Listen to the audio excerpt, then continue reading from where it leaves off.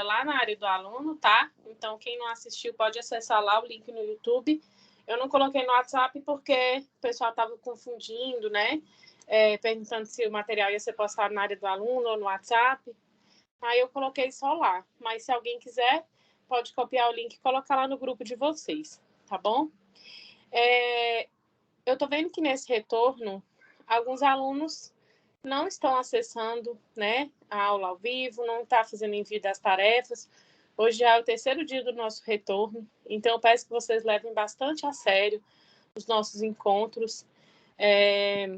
Quando alguém falta e me manda uma mensagem, professora, eu vou viajar, não vou assistir. Gente, não precisa me mandar mensagem para falar esse tipo de coisa, porque faltou, eu vou colocar a falta no sistema. Isso não é justificativa para abonar a falta, por exemplo, tá?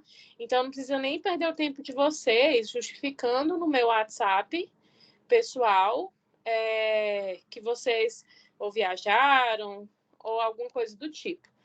A não ser que você precise entregar uma atestado, aí você pode entrar em contato comigo, obviamente, tá?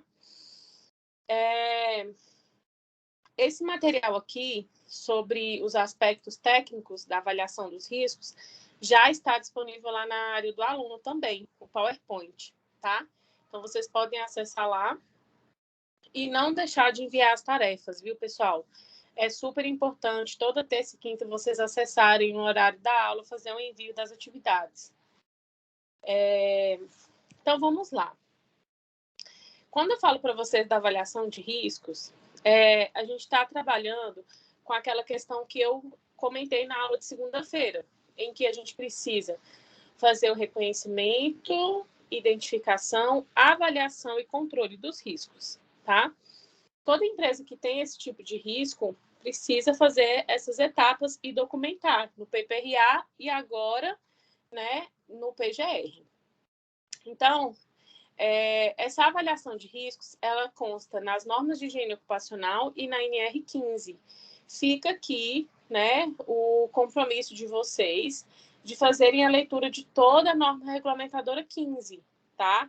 Então, aqui, nesse material, é uma ajuda, um resumo à aula sobre esses aspectos técnicos da NR15, mas vocês precisam complementar esse estudo em casa, fazendo pelo menos a leitura da norma, tá?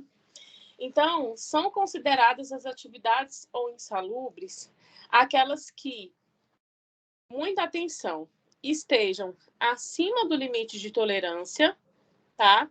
Então, nós temos situações de risco no qual eu vou avaliar e o risco ele vai estar acima. Opa, deixa eu só corrigir aqui. Acima do limite de tolerância, quando ele for simplesmente mencionado no anexo 6, 13 e 14, ou comprovados por meio de laudo, que vai ser no caso de uma avaliação qualitativa. Então, pessoal, a avaliação de riscos, ela envolve observar o limite de tolerância do risco, no caso de ruído, calor, por exemplo. O que for simplesmente mencionado na norma, por exemplo, a questão da umidade, e quando for critério qualitativo, por exemplo, a questão do frio organizacional, tá? Então, nem sempre um risco vai ter limite de tolerância, por exemplo, já comentei isso com vocês, né? Frio. A partir de qual temperatura vai ser considerado frio para insalubridade? Como é que eu vou avaliar o frio? Não tem uma temperatura. A norma não estabeleceu uma temperatura fixa, porque a sensação térmica na região, ela pode variar de região para região, pode ser diferente. Então, é um critério qualitativo, tá? A gente vai fazer uma análise qualitativa. Ficou claro isso aqui para vocês?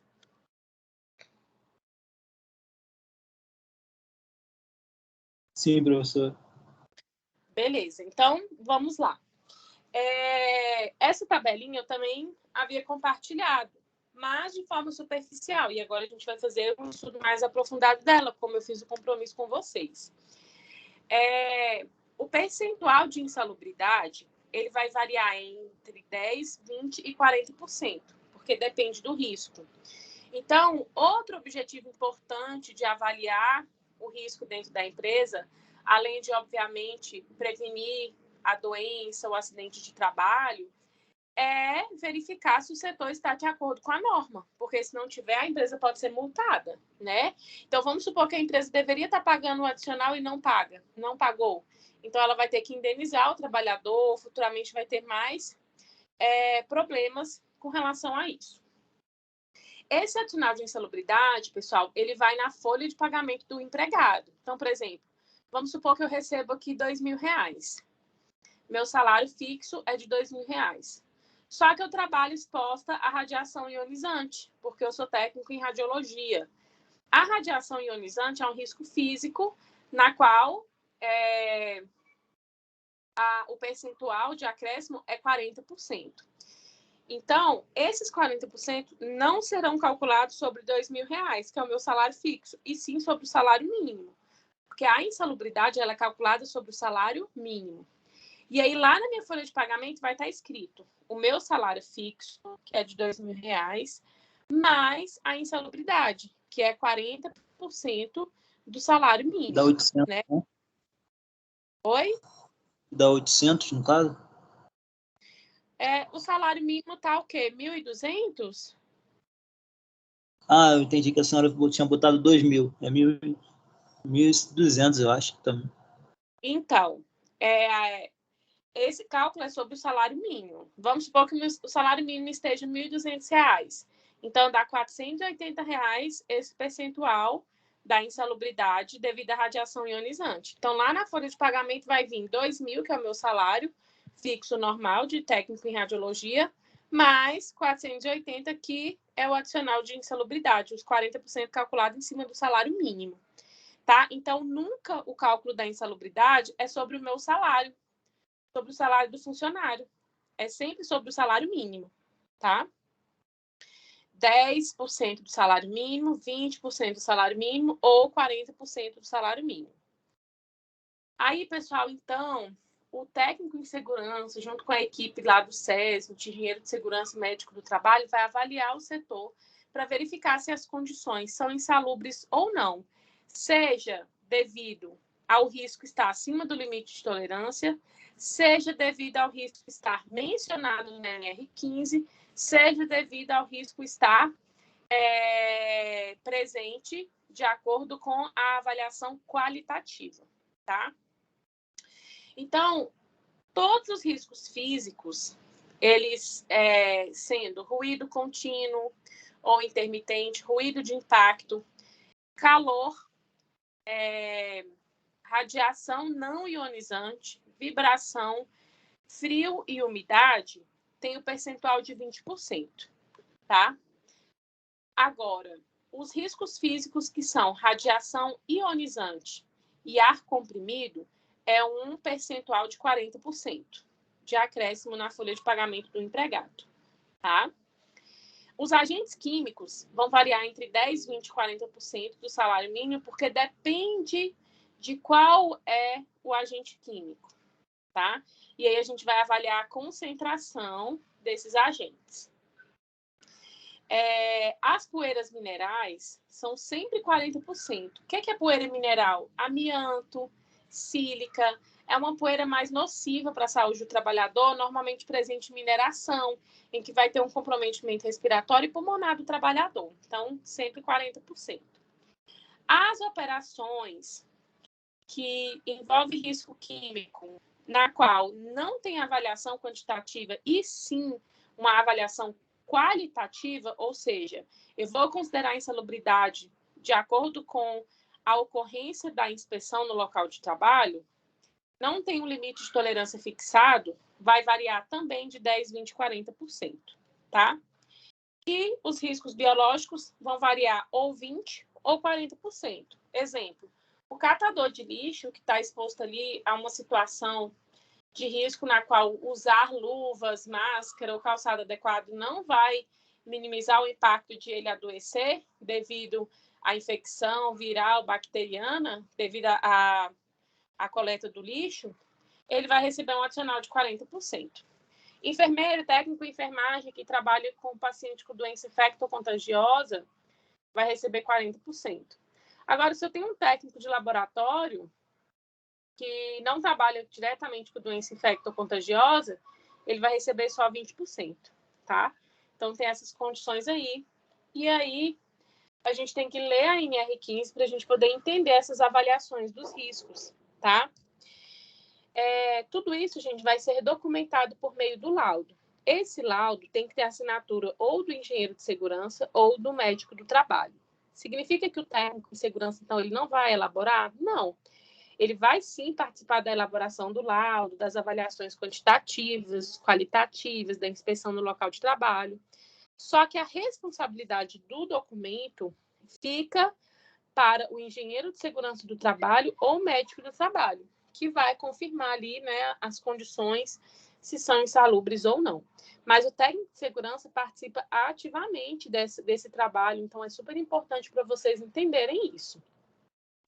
E aí é a NR15 que vai estabelecer, né, a eliminação ou a neutralização da insalubridade. Por quê? Às vezes o risco ele está acima do limite de tolerância, mas se o trabalhador usa um EPI que vai atenuar o risco, então ele não precisa receber o adicional. Muitas vezes os alunos falam assim, professora, no lugar que eu trabalho tem ruído, mas eu não recebo adicional de insalubridade. Por quê? Ou o ruído está dentro do limite de tolerância, ou devido ao uso do EPI, né, atenuou o nível de pressão sonora para dentro do limite de tolerância. Então, gente, não tem como nós entrarmos em um setor e falar assim, aqui é insalubre. Olhei, pá. Não, tem que avaliar, né? Se for ruído, eu vou avaliar com um dosímetro de ruído. Se for risco biológico, eu vou avaliar de forma qualitativa. Se for um risco químico, né, de, por exemplo, poeira mineral, eu vou avaliar de forma quantitativa. Então, a gente tem que observar isso. O que pode eliminar ou neutralizar a insalubridade? A adoção de medidas de ordem geral que conserve o ambiente dentro do limite de tolerância, por exemplo, enclausuramento da máquina ou equipamento, um equipamento de proteção coletiva, como sendo um exaustor que vai melhorar a concentração de oxigênio ali no setor. Tudo isso pode fazer com que a insalubridade seja eliminada ou neutralizada. E o EPI, tá? Então, o exemplo do abafador de ruído, né, que eu já mostrei para vocês, seja ele de inserção ou seja ele daquele tipo de concha, ele pode atenuar o nível de pressão sonora para dentro do limite de tolerância, fazendo com que o risco não seja mais insalubre. Aí, pessoal, nós temos lá no anexo 1, limite de tolerância para o ruído contínuo, tá? Então, o que fala o anexo 1? Ele traz o nível de ruído em decibéis e a máxima exposição diária permissível que o trabalhador vai poder ficar. Ou seja, o tempo que o trabalhador vai poder estar exposto a esse nível de ruído, tá? Então, por exemplo, se eu tenho aqui uma jornada de 8 horas, o nível de ruído que eu posso ficar é de, no máximo, 85 dBA, 85 decibéis. Se eu tenho um nível de ruído de 86 decibéis, o máximo de exposição diária que eu vou poder ficar exposto a esse ruído é de 7 horas. Passou disso, está insalubre, tá? Só que, como eu expliquei para vocês, a gente vai avaliar o quê? A dose diária do ruído. É errado eu fazer uma avaliação pontual, porque eu posso chegar em um determinado momento da jornada de trabalho, vamos supor que eu vou avaliar só o início da jornada, de 8 às 9. Como no início da jornada o nível de pressão sonora é menor, lá deu 80 decibéis, 82 decibéis.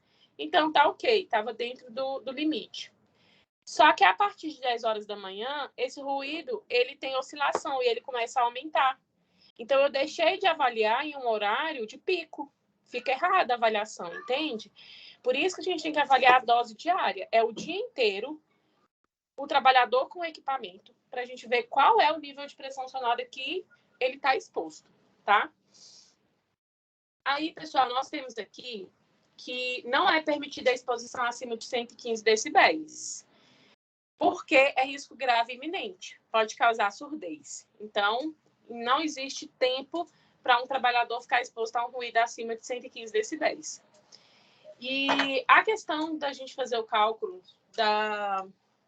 do ruído envolve também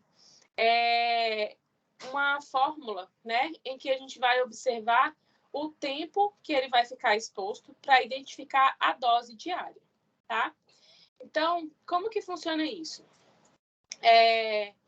Se um trabalhador ele fica ali exposto a um ruído, né, durante 3 horas de 90 decibéis e as outras 5 horas de 80 decibéis, então o nível de pressão sonora vai estar dentro do limite de tolerância, porque eu observei essa fórmulazinha aqui, ó, que divide a máxima exposição permissível pelo tempo que o trabalhador vai estar exposto, tá?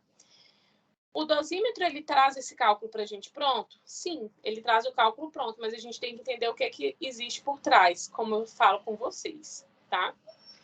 Já o ruído de impacto tem limites de tolerância diferentes, tá? O ruído de impacto é aquele que tem duração inferior a um segundo e um intervalo superior a 1 segundo. O que é um pico?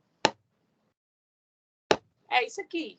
Então, se o limite de tolerância do ruído é de 130 decibéis, do ruído de impacto é de 130 decibéis, o ruído contínuo é 85 decibéis, tá? Então, a gente tem que saber diferenciar. E aí, eu vou configurar o dosímetro de acordo com o tipo de ruído ali da situação, tá? Então, a avaliação de ruído ela é uma avaliação quantitativa. Como que eu posso eliminar ou neutralizar o ruído? Na fonte, né, fazendo enclausuramento da máquina, distanciamento, na trajetória, ou no homem, que é com o uso do EPI, tá bom? Alguma dúvida?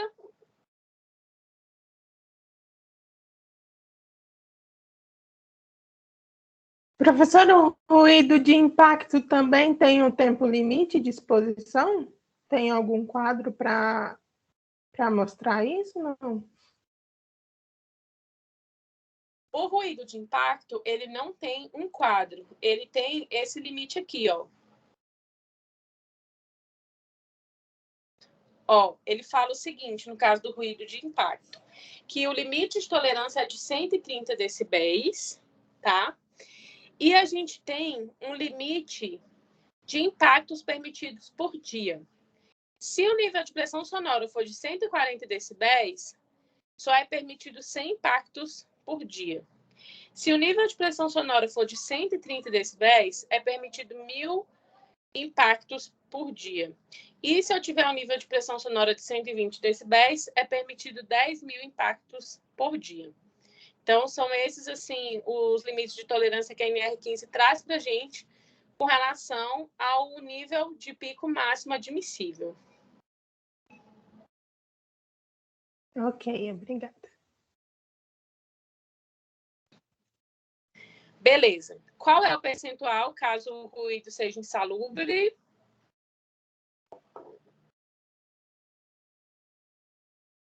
De 115 decibéis, né? 20% do adicional da insalubridade.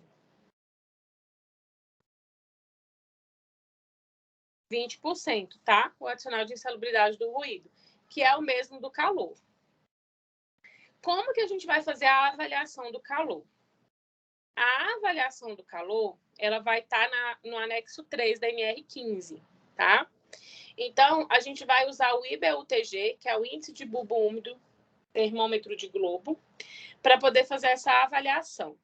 Quando eu vou avaliar o calor ocupacional, eu não posso avaliar só a temperatura corporal do trabalhador ou só a temperatura de um forno, por exemplo. Eu tenho que avaliar a temperatura de bulbo úmido natural, a temperatura de globo e a temperatura de bulbo seco. Porque eu posso ter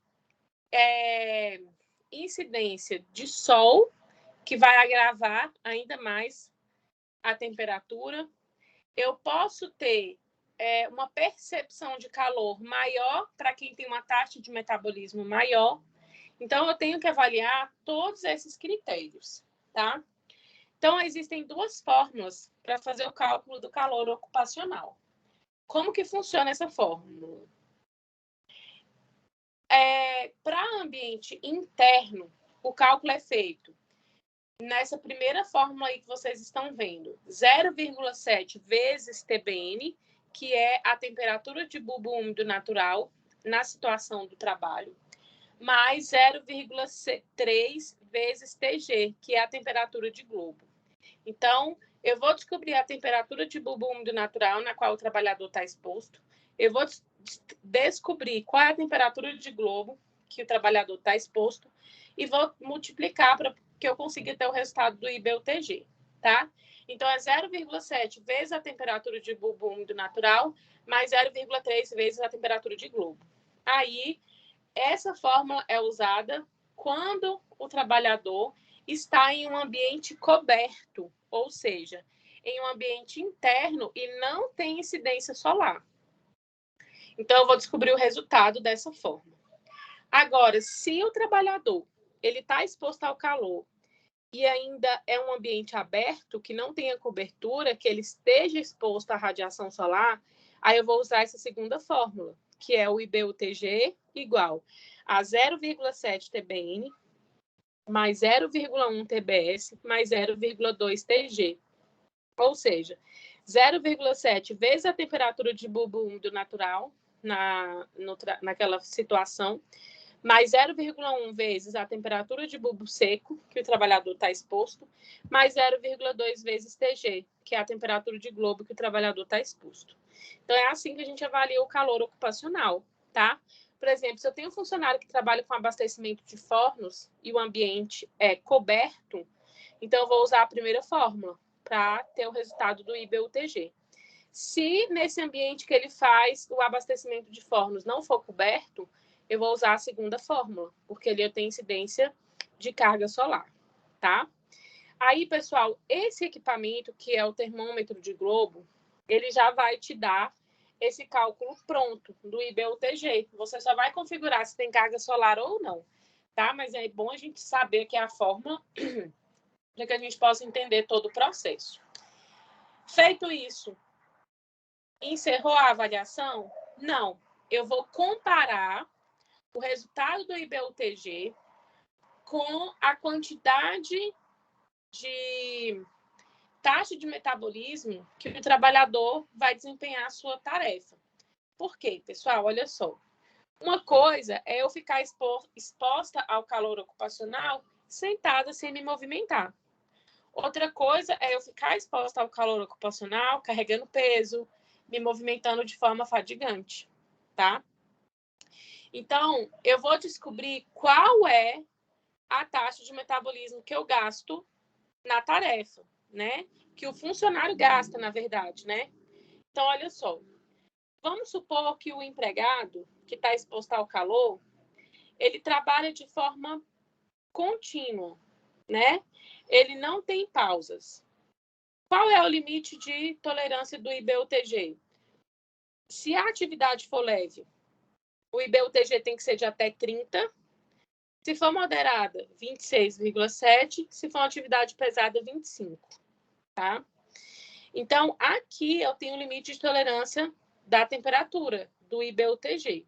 Mas eu tenho que classificar se o trabalho é contínuo, se tem uma carga excessiva de taxa de metabolismo. Para isso, nós temos essa tabelinha, olha só. Vamos supor que eu tenho ali um gasto calórico de 200 calorias por hora. Então, o máximo de IBUTG permitido é 30. 175 quilocalorias por hora. O máximo de IBUTG permitido é 30,5.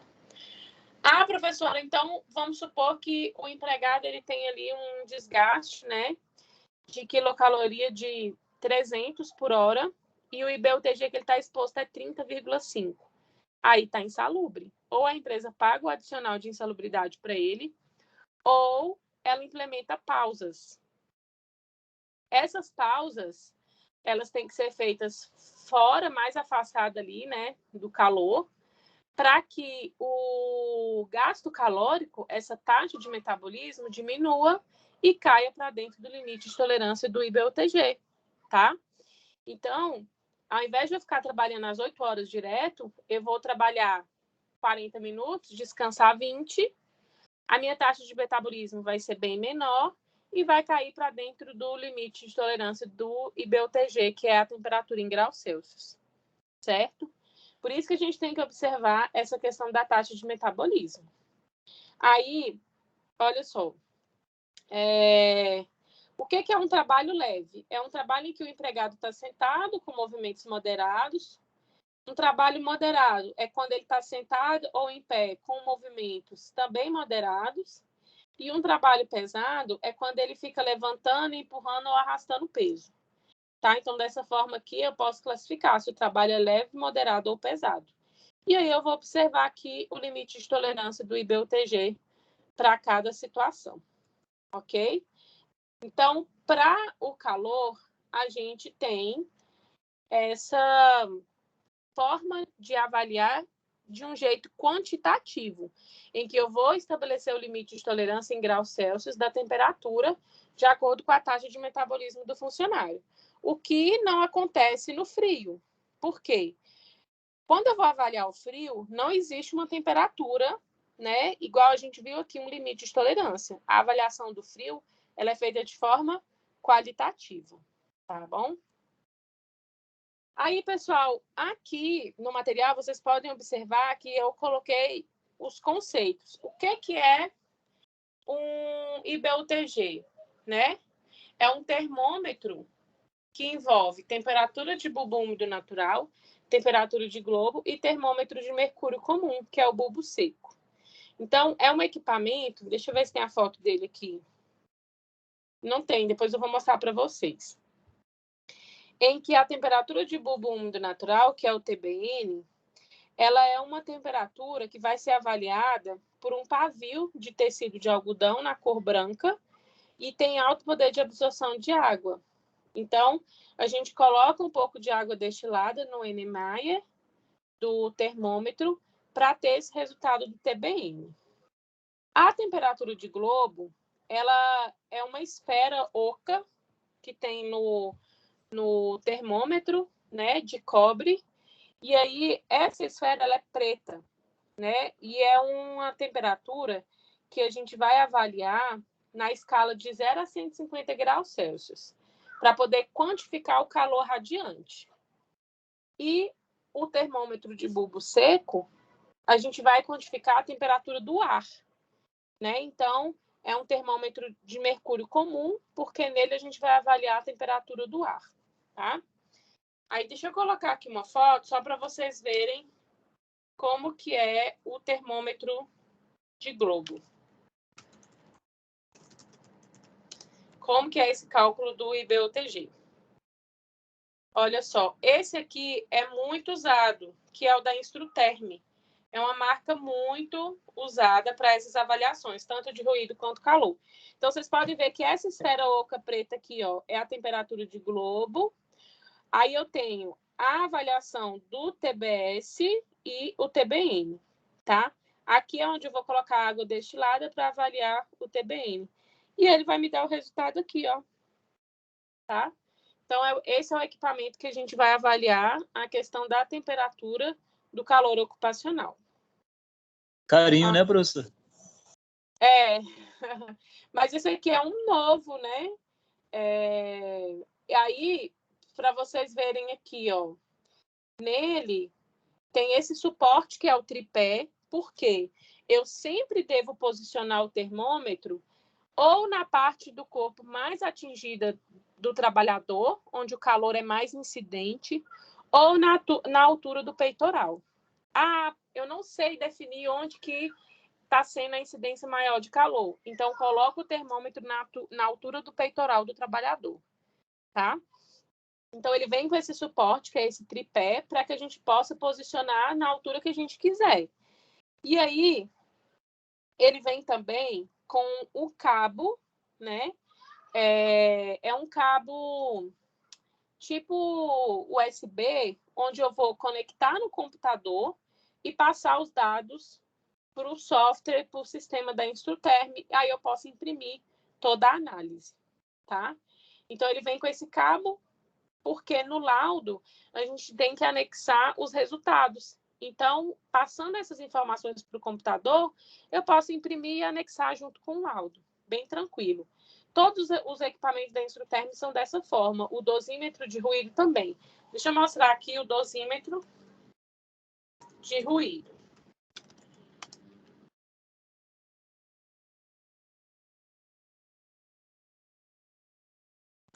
Deixa eu pegar uma aqui da Instruterm, que é a mesma marca que a gente estava vendo.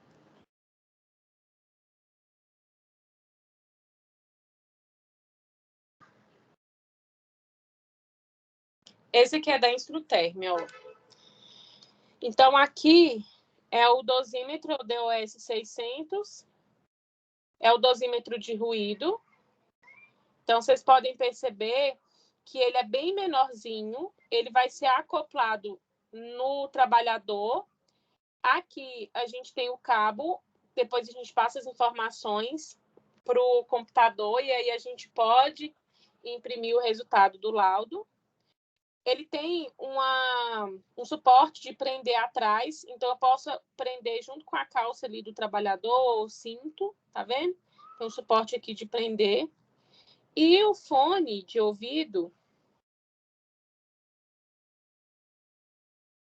esse cabinho preto aqui, ó, é um fone. Ele tem que ficar o mais próximo possível do ouvido do trabalhador, tá? Porque aí a gente vai ter uma realidade de qual está sendo o nível de pressão sonora que está chegando ali até o trabalhador, tá bom? Então, o dosímetro de ruído, ele vem o suportezinho, né, vermelho, parece um Walkman, né? Não sei se aí vocês lembram da época do Walkman. A gente vai prender ele ali na roupa do trabalhador. Ele vai ficar durante toda a jornada com esse equipamento lá. E o microfone, o fonezinho, né? A gente vai colocar o mais próximo possível do ouvido do trabalhador, que é esse cabo preto. Esse cabo preto, a gente conecta ele aqui, ó, e prende ele na camisa do trabalhador mais próximo possível da zona auditiva. E aí a gente faz a avaliação durante as 8 horas e depois a gente passa os dados para o computador, o resultado, tá? Aqui não tem o preço dele, né? Mas um novo desse dosímetro é 1.500, por aí. Desse dosímetro da Instruterm. Deixa eu ver aqui se a gente tem uma imagem junto com o trabalhador usando.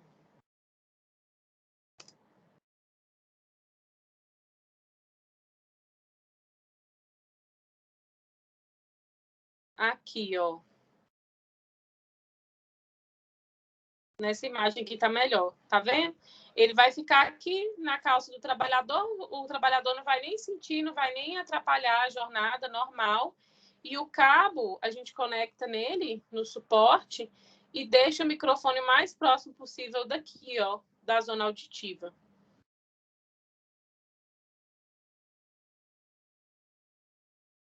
Beleza? Alguma dúvida?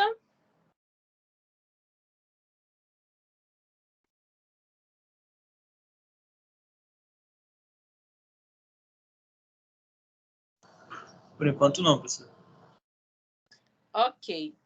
Aí, pessoal, assim, o técnico de segurança que gostar dessa área de higiene ocupacional e começar a desenvolver atividades, ele pode alugar esses equipamentos. E aí depois, quando tiver uma demanda de trabalho já com um número bom, aí faz a compra, tá? Porque aí quando você tem o equipamento, você pode ganhar dinheiro tanto fazendo as avaliações, tanto fazendo os laudos, quanto alugando o equipamento para terceiros. Pode acontecer de você ir trabalhar em uma empresa de consultoria e ela ter já esses equipamentos. Então, você vai usar os equipamentos da empresa de consultoria. Tá? Então, é assim que funciona. O calor, pessoal, ele poderá ser neutralizado se a gente reduzir a permanência do trabalhador no na fonte de calor, como eu falei para vocês. Ao invés de o funcionário ficar às 8 horas lá na zona de calor, ele vai ficar lá 40 minutos e os outros 20 minutos ele vai ficar numa zona mais afastada, tá bom? Aí a gente vai poder neutralizar. Iluminação não é insalubridade, foi revogada. E a radiação ionizante, sim, ela é considerada a insalubridade, tá? Como que a gente vai avaliar a radiação ionizante? Existe um equipamento em que a gente faz uma avaliação quantitativa das fontes radiativas, tá? Aqui em Brasília são poucos os profissionais que fazem esse tipo de avaliação, tá? De radiação ionizante, porque o equipamento é bem caro. Então, a gente tem o limite de tolerância da radiação ionizante estabelecido pelo CNEM, que é a Comissão Nacional de Energia Nuclear. E aí ele traz para a gente essas normas básicas de proteção radiológica. A questão do trabalho em condições hiperbáricas, é insalubridade de grau máximo. O que são essas condições hiperbáricas? São pressões anormais, né? Essas condições hiperbáricas, elas são avaliadas de forma qualitativa, ou seja, tem um limite de tolerância de quantidade de pressão? Não. Eu vou avaliar de forma qualitativa, eu vou inspecionar o ambiente de trabalho e identificar se ali tem condição hiperbárica ou não, tá? A radiação não ionizante, pessoal, que é a exposição ao sol, também é insalubre, é um adicional de 20%. Essa radiação não ionizante, ela vai ser avaliada de forma qualitativa também, igual às condições hiperbáricas. Não tem uma forma de eu avaliar qual a quantidade de radiação solar que o trabalhador tá exposto, não. Então, eu vou avaliar de forma qualitativa, de acordo com uma inspeção, qual é o tempo que o trabalhador fica exposto à radiação, qual é a distância que o trabalhador fica da fonte de radiação não ionizante, o tipo de proteção que ele usa, se usa, e a intensidade da radiação. Quando eu avalio isso, eu chego a um resultado que é estabelecido, né? Se a avaliação é qualitativa, eu mesmo chego nesse resultado que é estabelecido. Eu tenho habilitação técnica para isso. Então, não existe um número a partir do qual vai ser insalubre ou não, porque é uma avaliação de qualitativa, né? Não é uma avaliação de quantidade, tá bom? Então, eu vou avaliar o tempo, a disposição, a distância do trabalhador, a fonte de radiação não ionizante, a intensidade da radiação, o tipo de proteção que ele usa e vou definir se é insalubre ou não. E aí, a neutralização desse tipo de radiação não ionizante vai ser luva, avental, protetor facial, protetor solar, também pode minimizar um pouco, né? E aí a gente tem aí essas condições da insalubridade sendo caracterizada de acordo com a radiação não ionizante. Beleza?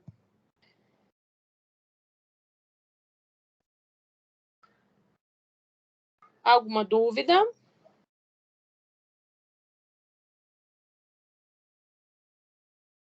Jóia. Não, tranquilo. A vibração, pessoal, a vibração, ela já tem um método quantitativo. Então, tem a quantidade de vibração, que vai ser insalubre ou não. Então, tem um número, tá? Como que a gente vai avaliar a vibração? A gente tem a vibração de mãos e braços e a vibração de corpo inteiro. Vibração de corpo inteiro é, por exemplo, o motorista de ônibus, né? Ele vai estar exposto ali a uma vibração de corpo inteiro porque o motor do ônibus fica muito próximo de onde o motorista senta para trabalhar. E aí ali acaba tendo uma vibração, né, em que o corpo todo vai estar exposto, sem contar as trepidações do asfalto, da estrada em geral. Já a vibração de mãos e braços é muito comum naquele martelete, onde é usado para quebrar piso, né? E aí os procedimentos técnicos para avaliação quantitativa de mãos e braços ou de corpo inteiro são estabelecidos na NHO 9, que é a norma da Fundacentro. Como que é caracterizada a insalubridade? a gente tem um equipamento que chama acelerômetro. Esse equipamento ele vai ser usado para a gente avaliar se a vibração, quando for insalubre, no caso de mãos e braços, está acima de 5 metros por segundo. Se tiver, o ambiente é insalubre, tá? E no caso da vibração de corpo inteiro, a gente vai avaliar com esse acelerômetro se a exposição ela é maior do que 1,1 metros por segundo, no caso da exposição normalizada, ou no caso da dose de vibração, se ela é maior do que 21 metros por segundo elevado a 1,75. Então, o acelerômetro, ele vai me dar essa resposta. Como que é o acelerômetro de corpo inteiro? O trabalhador senta em cima dele e trabalha durante as 8 horas sentado, né, para avaliar essa vibração de corpo inteiro. Então, se chama acelerômetro. E aí a gente vai comparar os resultados. Se for mãos e braços, é de 5 metros por segundo ao quadrado, o limite de tolerância. Se for de corpo inteiro, 1,1 metros por segundo ao quadrado. Ou, no caso de vibração de dose, 21 metros por segundo elevado a 1,75. Tá bom? E aí a gente tem essa questão, né, da norma ISO também trazer algumas informações sobre a aceleração normalizada, onde ela traz esse limite de tolerância mostrando como que se chega ao resultado do limite, né? O nível de ação é o valor a partir do qual já tem que iniciar as medidas de controle e o limite de tolerância é aquele que vai caracterizar a insalubridade, tá bom? E aí aqui a gente tem todas essas informações com relação à vibração de mãos e braços ou vibração de corpo inteiro.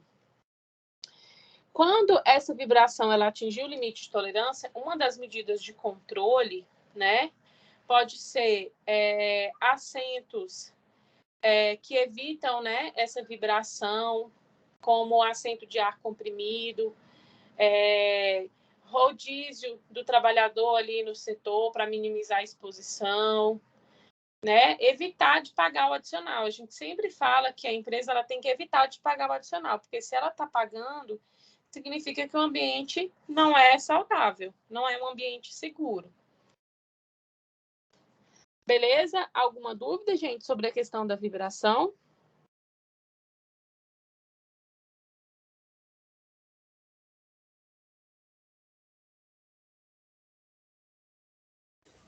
Por enquanto, não. Ok. Então, eu vou deixar até aqui. Na sexta-feira, a gente vai ver sobre frio, umidade, gases e vapores. E aí, a gente vai fazer uma atividade, tá?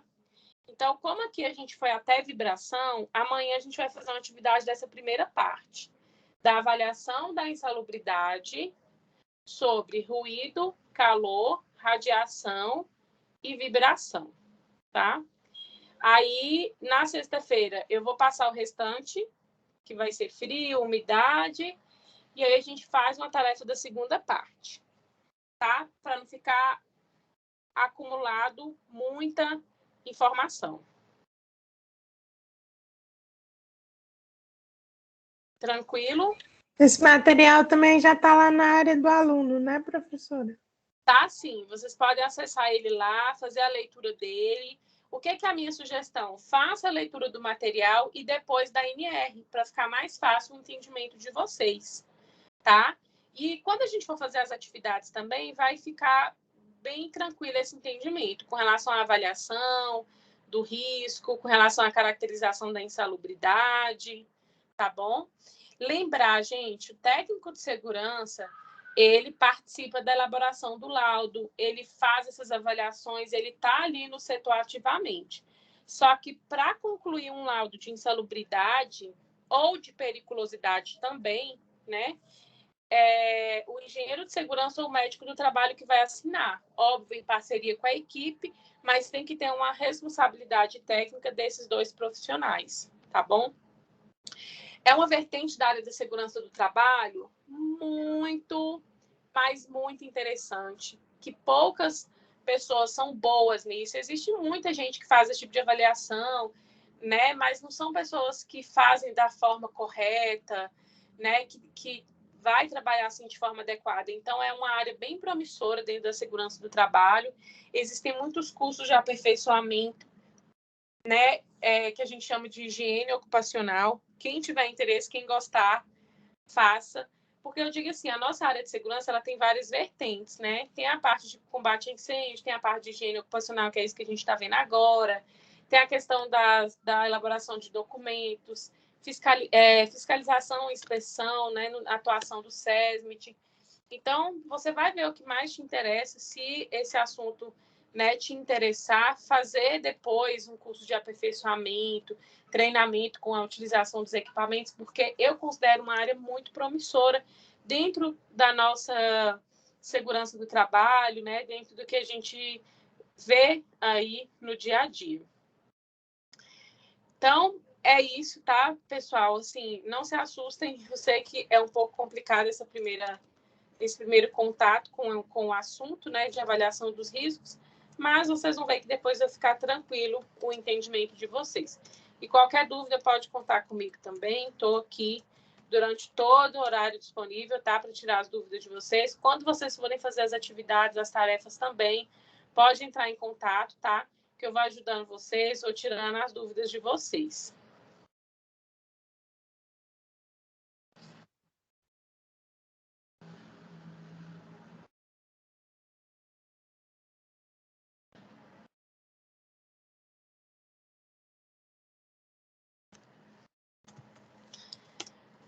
Bom, vou fazer então a chamada, tá? E aí, vocês podem liberar aí o microfone para me responder.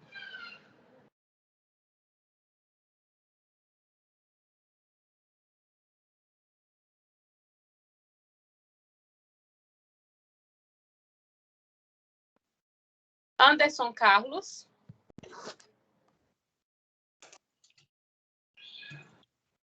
Anderson está aqui. Bianca Stephanie. Presente. Ok. Cristina dos Santos. Está. Débora Gonçalves. Está. Gelson Café. Presente, professor. Elisiane.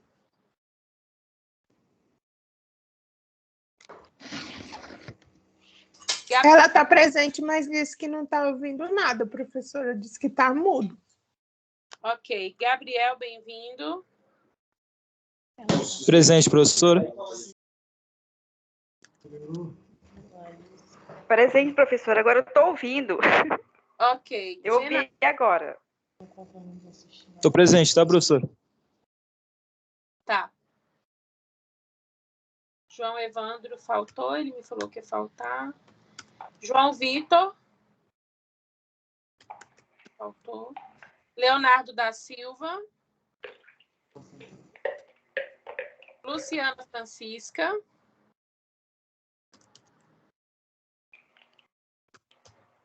Maísa. Presente. Maria Crediane. Presente. Mirtes. Presente. Nicolas Lopes. Eu. Nicolas, segunda-feira você faltou, né? Segunda-feira? Não, foi o primeiro dia, não. Foi. Não, eu não faltei não, professora. Ah, não, é a Rayane. Foi a Rayane que faltou. Eu confundi aqui, que seu nome está bem pertinho dela. Ah, tá. Não tá bom. Rayane. É ela que faltou desde segunda. Roberto. Presente, professora. Rosângela. Presente. Simone da Silva. Tamara. Presente. Thiago.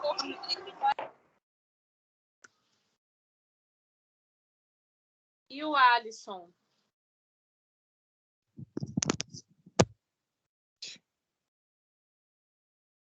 O Alisson tá aqui, beleza.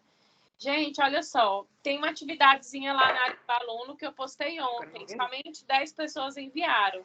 Quem ainda não enviou, acessa lá, tá? Para enviar. Eu vou fazer a correção sexta-feira junto com a atividade de amanhã, tá bom?